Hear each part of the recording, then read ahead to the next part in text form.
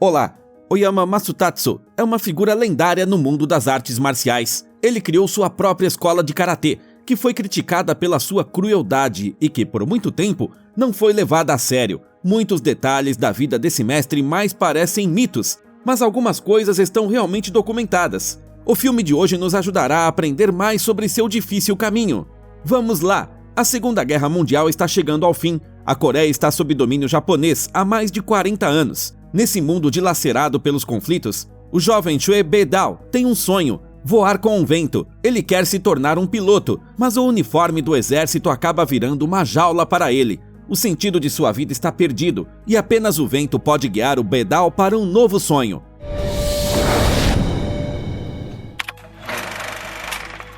Um homem de roupas brancas atravessa um campo, preparando-se para lutar com outro mestre. Ele tem medo de começar a luta e tem medo de ser derrotado, mas mesmo assim, escolhe o caminho de um guerreiro.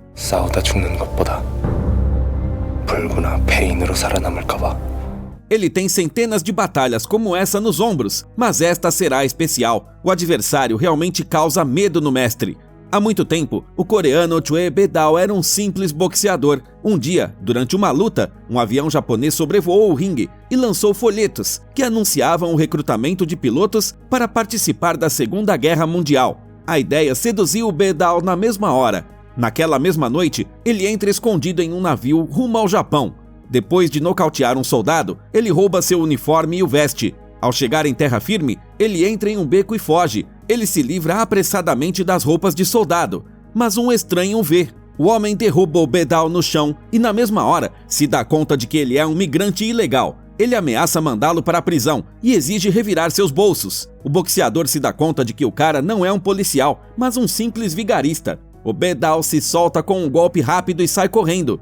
O estranho xinga de dor e acaba revelando sua origem coreana. O boxeador retorna e interroga o tal de Chun-Bae, que continua mentindo mesmo depois de levar sérios socos no rosto. Eles são interrompidos por soldados que procuram o ladrão que invadiu o navio. O Be-dao foge, enquanto Chun-Bae sai em busca de uma nova vítima, mas ele logo dá de cara com conhecidos, que querem fazê-lo pagar uma dívida. O vigarista foge dos homens furiosos e se esconde na traseira de um caminhão. De uma caixa ao lado, surge o Be-dao, que escolheu o mesmo esconderijo. O motorista parte, levando os fugitivos para longe do perigo. Os coreanos se apresentam e Be-dao mostra um panfleto ao novo conhecido. O meliante não consegue entender por que o cara quer ir para a guerra. O Be-dao explica que não é muito apegado à vida e que ser piloto é o seu sonho. Ele diz ainda que não escolheu um caminhão por acaso. Afinal, ele está indo justamente para a escola de aviação. O Chun-Bae não fica nada feliz com esta situação e resolve pular. O meliante pousa habilmente em pé e faz um gesto obsceno de despedida, mas um segundo depois, ele começa a correr atrás do caminhão novamente. Afinal, o homem está sendo perseguido por pessoas que querem se vingar dele. O Be-dao ajuda o folgado a subir de volta e eles vão rumo à escola. Mas as hostilidades no Pacífico já terminaram e o exército começou a se dispersar.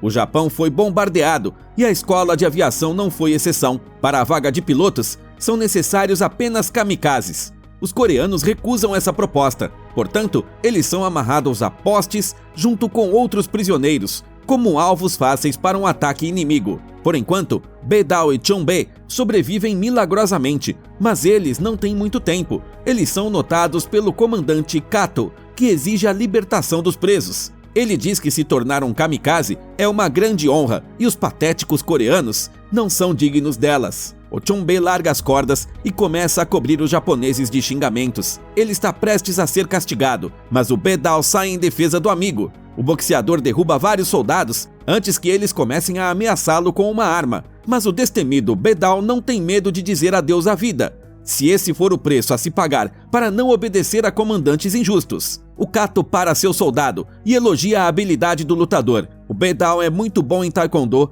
e o comandante o desafia para um duelo. Se o coreano vencer, os presos serão libertados, mas se perder, ele enfrentará uma morte dolorosa. O Be-dao concorda e vai para a luta contra o mestre de karatê. Ele se lança corajosamente na batalha, mas o Kato para facilmente todos os seus ataques. O comandante agarra o oponente pela garganta e o derruba no chão. O Be-dao não planeja se render. Com a ajuda de um punhado de areia, ele cega temporariamente o japonês e o acerta com uma pedra. Mas isso só irrita mais o inimigo, que desfere uma rajada de golpes poderosos em resposta. O Bedal fica caído no chão, indefeso, e o Kato levanta uma espada de samurai sobre sua cabeça. De repente, outra bomba cai no acampamento e o Bedal aproveita para tentar escapar. Com um golpe de espada, o japonês o fere e o envergonha por seu comportamento covarde.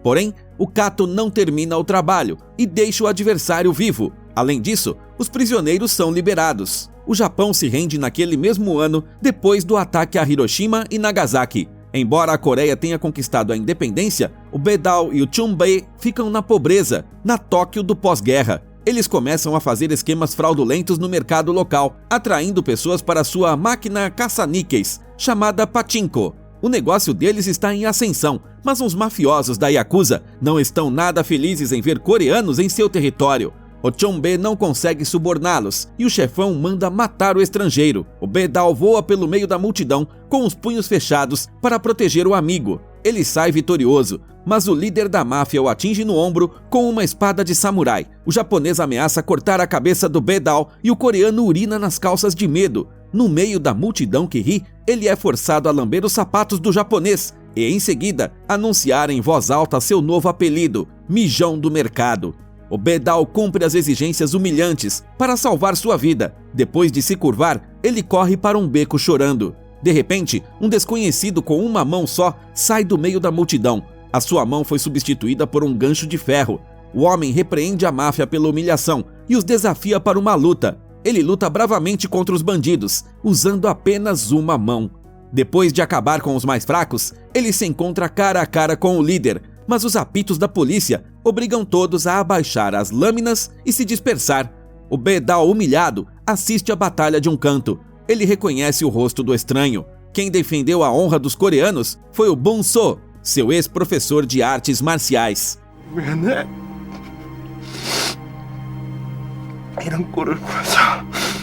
O mestre coreano, que por vontade do destino também foi parar no Japão, leva seus amigos espancados até outros compatriotas. Muitos deles ganham a vida fazendo apresentações circenses. A máfia vive tentando atrapalhá-los. O Bong-so conta que ajuda os imigrantes. Ele quer construir uma escola em Tóquio para crianças coreanas, porque já começaram a esquecer sua própria língua.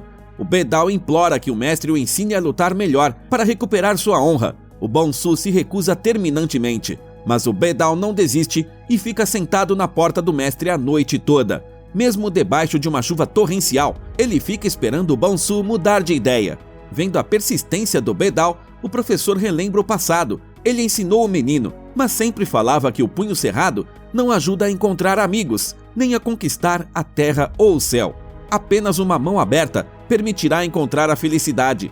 Um dia, os japoneses vieram buscar o Bong-so e ele não pôde fazer nada contra suas armas. Desde então, ele não teve mais nenhum aluno. Pela manhã, o Bong-so se aproxima do ex-aluno e joga roupas de treinamento na frente dele.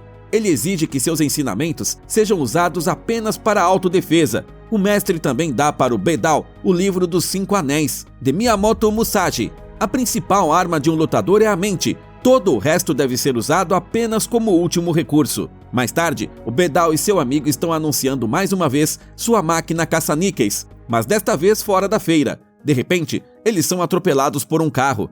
O motorista pula para cima dos caras, os insulta e enfia dinheiro no bolso do Bedal. O Bedal afasta o homem e devolve a esmola. O passageiro do carro fica do lado dos coreanos e exige que o motorista peça desculpas. É o comandante Kato. Ele e o Bedal reconhecem um ao outro. O japonês veio para a associação de karatê, da qual se tornou presidente após a guerra. Ele tinha ouvido falar que aquele sem-teto se chamava Mijão do Mercado.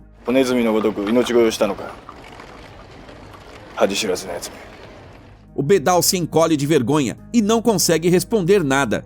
Mais tarde, ele continua treinando com o Bong-so. O professor vê a dor nos olhos do aluno. Ele sugere que ele não só recupere a dignidade, como também se torne o orgulho de toda a Coreia. Eles começam a lutar, e pela primeira vez em muito tempo, surge um sorriso no rosto do Bedal.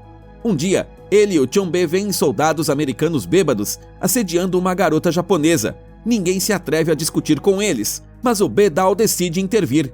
Ele começa a lutar contra 3 homens armados com facas e garrafas. Mais uma vez, o derramamento de sangue é impedido pelo som da polícia se aproximando. Os americanos fogem e o engenhoso Chunbei aparece na esquina com um apito. A geisha chamada Yoko pergunta o nome de seu salvador. O Bedao também gostou da moça desconhecida.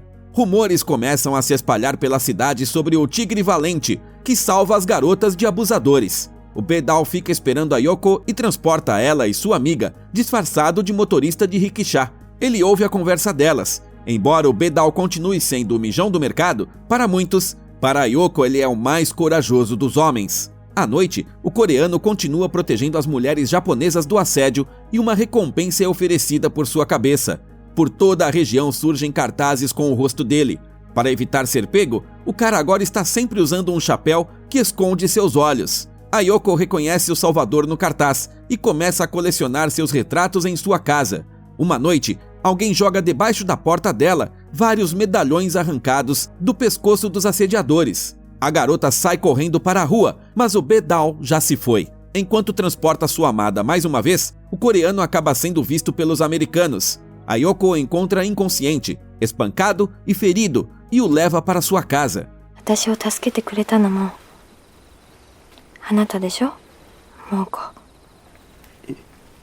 Eles se tornam amigos e começam a passar o tempo juntos. O Bedao fica feliz, acaba abaixando a guarda e é encontrado pelo assistente caolho do Kato. O homem o leva até o patrão, que não entende por que o coreano está ajudando as japonesas. Durante a ocupação, os próprios japoneses cometeram muitos crimes contra as mulheres coreanas, e o Bedao está bem ciente disso. O Kato diz que pratica karatê desde muito jovem e que nunca ninguém tinha conseguido dar um único golpe nele. O coreano foi o primeiro a conseguir.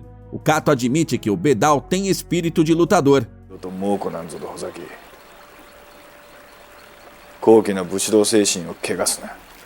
Ele ameaça matar o coreano se ele o vir novamente, mas o deixa ir. Enquanto o Bedao não está, a máfia ataca os artistas de circo. Eles dispersam os coreanos e destroem seu acampamento. Os bandidos vão até o Bonsu e exigem que ele lhes dê todos os cupons dos coreanos. O mestre os guardou para trocá-los por dinheiro e construir a escola. Bonsu parte para a briga, mas é cercado por todos os lados. O Bedao não consegue chegar ao seu mestre a tempo e o Bonsu é mortalmente ferido por uma espada. Os coreanos lamentam amargamente a perda de seu amigo e mentor. Depois disso, o Bedao fica enfurecido e lidera seus compatriotas para a batalha. O resultado da briga de rua com a máfia é terrível. Os coreanos se sacrificam, mas chegam ao chefão dos criminosos e o matam. A polícia chega ao local e dispersa a briga com metralhadoras. O Bedao, ferido e confuso, se levanta do chão e olha ao redor. Isso não é o que o seu falecido mestre gostaria. Nesse momento, ele relembra o livro que o Bonsu deu para ele. 힘없는 정의는 무능력이고 정의 없는 힘은 폭력일 뿐입니다. O Bedao percebe que deve buscar outro caminho e se despede da Yoko e do Chunbei. Ele vai para as montanhas e se torna um eremita. Ele leva com ele apenas uma tenda fina, um caldeirão e um kimono velho. Todos os dias, ele expõe seu corpo e sua alma a novos desafios. Ele sofre de frio e de fome, mas continua seus treinos extenuantes. O cara não vê resultados e exige muito de si mesmo em muito pouco tempo. Então, ele acaba tendo um colapso nervoso. No meio da noite, ele arranca a roupa e corre pela floresta, lutando contra inimigos inexistentes. Mas pela manhã, ele se recompõe e se reorganiza. Ele contém suas emoções e volta a treinar. Toras pesadas o treinam para resistir a qualquer golpe e suas mãos e pés se tornam insensíveis ao frio. Os músculos se acostumam com as cargas pesadas e o medo diminui. O Bedao quebra pedras e troncos de árvores com as próprias mãos. O Miyamoto Musashi e seu livro dos 5 Anéis tornam-se as únicas companhias do eremita. Todos os objetivos do guerreiro são alcançados e chega a hora de novos desafios. Ele desce das montanhas e volta à cidade. Lá, o homem vai a uma das escolas de karatê, que faz parte da associação do Kato. Por causa dos cabelos compridos e as roupas esfarrapadas, ninguém o respeita, mas o Bedao apenas pede educadamente permissão para mostrar suas habilidades e lutar com um dos karatecas. O mestre Satani diz que eles não podem lutar com estranhos, para não feri-los acidentalmente. O coreano insiste, dizendo que está disposto a dar a vida. Ele sugere que o adversário vista uma proteção antes da luta.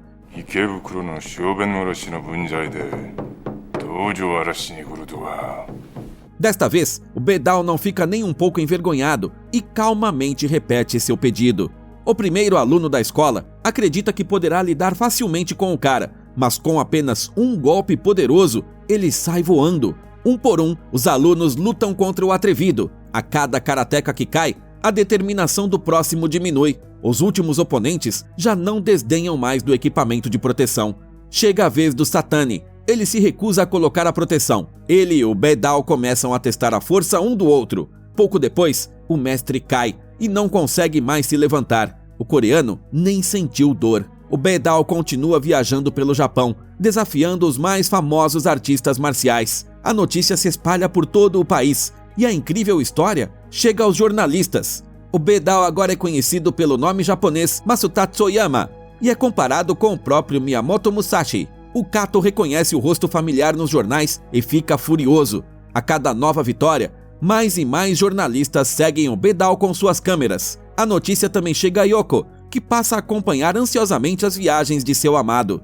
O Bedao continua suas andanças, derrotando mestres de qualquer estilo. Para muitos deles, isso se torna uma humilhação insuportável e eles fecham suas escolas. Os mestres relatam suas derrotas ao Kato, que não pode mais ignorar o invencível coreano. O descalço Bedao continua treinando e evitando os repórteres irritantes. Ele chega a um castelo, onde lutará contra um mestre do estilo ninjutsu. Mas o lutador, especialista em discrição, não permite que ele se prepare e o ataca de repente, de emboscada. Ele usa os arredores habilmente para pegar o Bedao de surpresa e privá-lo das condições confortáveis de batalha. Mas mesmo nesse caso, o coreano consegue superar o adversário e o empurra para dentro d'água. Ambos os mestres caem de cima dos muros da fortaleza. Os jornalistas começam a temer que eles tenham se afogado, mas o Bedao emerge do rio primeiro, arrastando o ninja derrotado. O assistente caolho do Kato também está assistindo essa luta.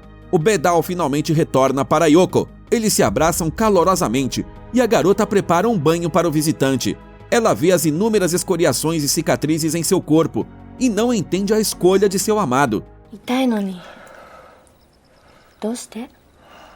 O Bedao não consegue dar uma resposta exata, mas não pretende trocar de caminho. Nem mesmo um beijo doce o impede de partir em uma nova jornada. O homem deixa Yoko, que fica triste, e sai em busca de novos rivais. As próximas 3 lutas são muito difíceis, mas no final, os mestres dos estilos Aikido, Judô e Kendo também são derrotados. Agora, o Bedao derrotou todos que aceitaram seu desafio e se tornou famoso em todo o Japão.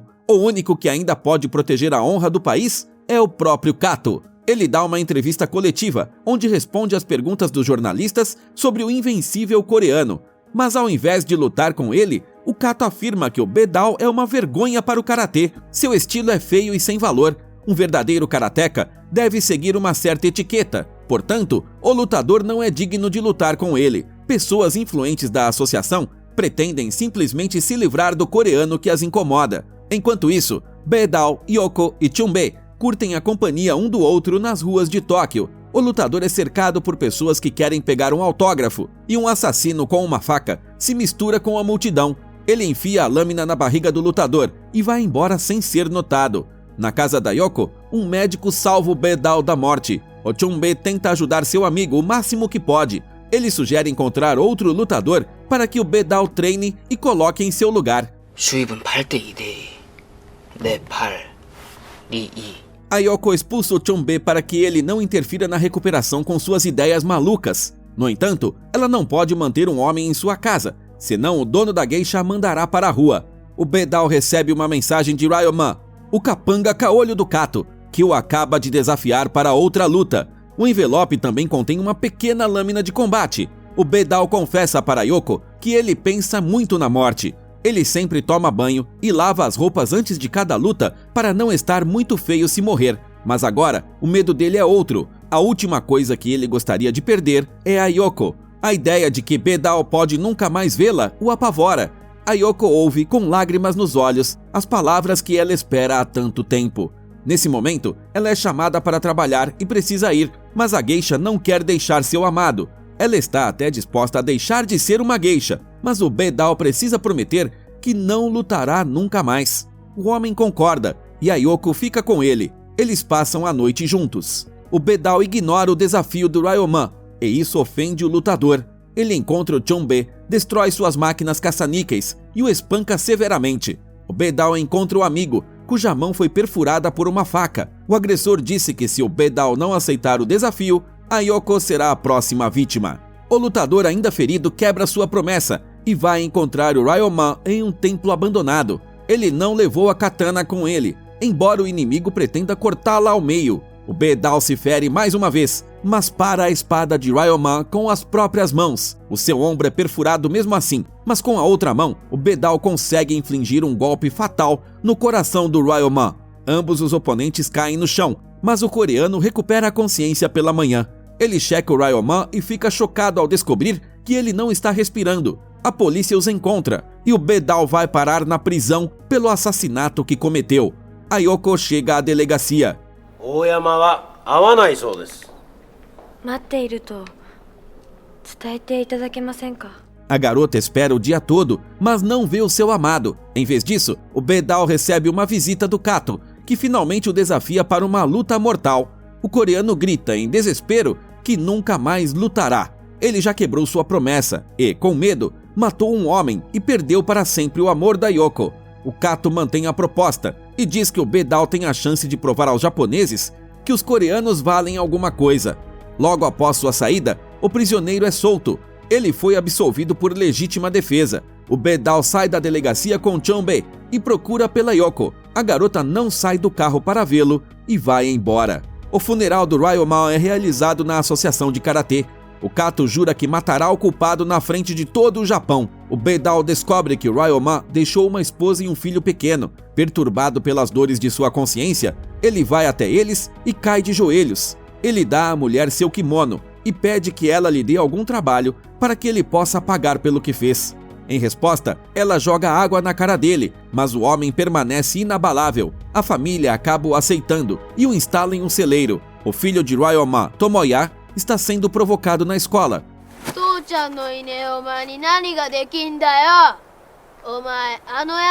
Os meninos se gabam de que seus pais os levaram ao topo da montanha mais próxima e que agora não há ninguém para ir com o menino lá.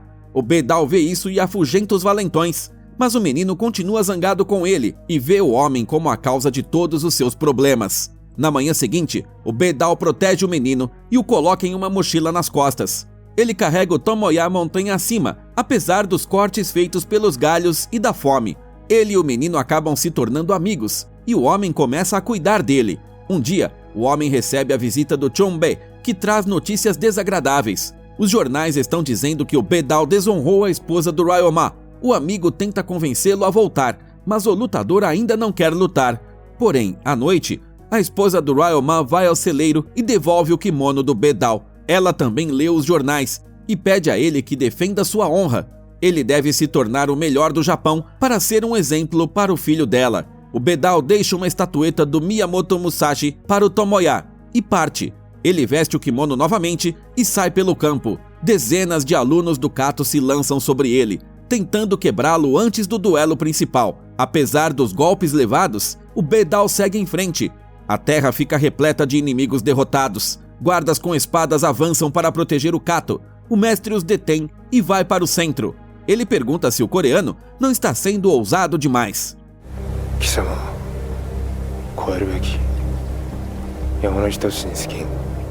Os oponentes começam a lutar. O Bedao leva um chute na cabeça, seguido de mais alguns no corpo. Parece que sua autoconfiança está abalada, enquanto o Kato está intacto. Mas o Bedao já passou por muita coisa para desistir agora. Ele se concentra e transforma seu corpo em uma parede impenetrável. O coreano avança, apesar dos golpes do inimigo. Ele dá um salto bem alto e dá um chute tipo tornado, derrubando o Kato no chão. O oponente se levanta e tenta atacá-lo com um salto. O Bedao o impede e quebra sua perna com um chute poderoso. O Kato não consegue se apoiar no membro ferido e fica vulnerável a golpes. O Bedao lança um soco em direção à sua cabeça, mas para a sua mão a 1 centímetro de distância do oponente indefeso. Ele não quer repetir o erro que levou à morte do Ryoman. Seu trabalho está concluído. O Kato foi derrotado. Os guardas correm até o seu chefe, mas o Kato ordena que eles guardem suas armas. O japonês abaixa a cabeça e aceita a derrota com dignidade. os outros se juntam a ele e prestam uma homenagem ao lutador mais forte.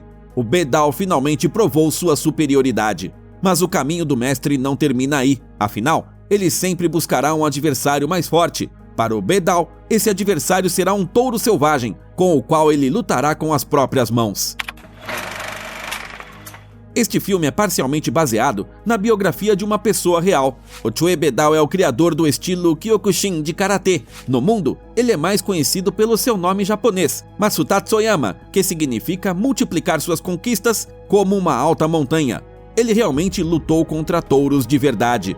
O cara nasceu em uma família nobre coreana em 1923. Aos 15 anos, ele foi para o Japão, onde se tornou um dos primeiros pilotos militares japoneses nascidos na Coreia. Durante seu período de reclusão, ele morou em uma cabana que construiu com as próprias mãos por um total de 32 meses. Durante todo esse tempo, ele praticou cortar troncos e galhos de pinheiros com as palmas das mãos e sobreviveu a várias lutas com animais selvagens. Ele morreu em 1994.